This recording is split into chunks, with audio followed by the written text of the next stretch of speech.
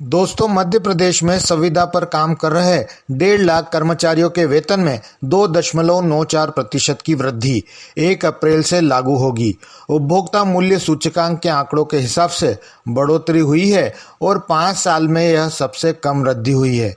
महंगाई भत्ता भी बढ़ा, परंतु महासंघ ने कहा यह बढ़ोतरी ऊंट के मुंह में जीरा के समान। जी हां दोस्तों, मध्य प्रदेश सरकार के अलग अलग विभागों, राजस्व मंडलों, मैदानी दफ्तरों, निकायों व बोर्ड में कॉन्ट्रैक्ट संविदा पर काम कर रहे लगभग 1.5 लाख कर्मचारियों के पारिश्रमिक में 2.94% की सालाना वृद्धि कर दी गई है।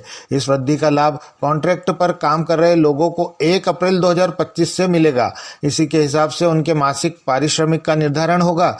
मध्य प्रदेश में सरकारी विभागों में इस समय 25 से 30 हजार लोग कॉन्ट्रैक्ट पर काम कर रहे हैं।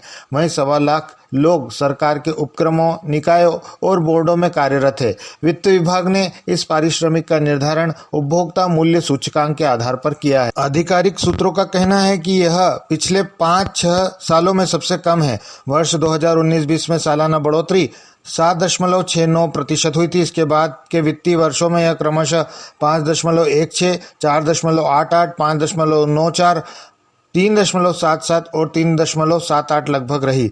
चालू वित्तीय वर्ष में यह और कम हो गई है। गौरतलब है कि जुलाई 2023 में सामान्य प्रशासन विभाग ने दिशा निर्देश जारी किए थे, जिसमें साफ कहा था कि संविदा पर अलग अलग विभागों में काम कर रहे लोगों के सालाना पारिश्रमिक में वृद्धि उपभोक्ता मूल्य सूचकांक के आंकड़ों के हिसाब से होगी।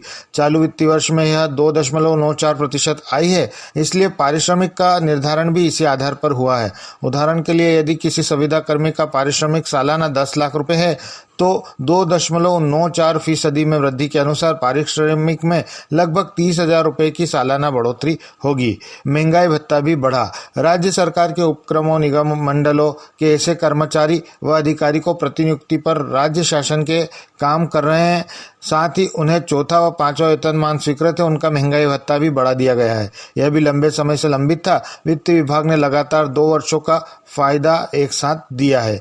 दोस्तों, महासंघ ने कहा कि यह बढ़ोतरी ऊंट के मुंह में जीरा के समान।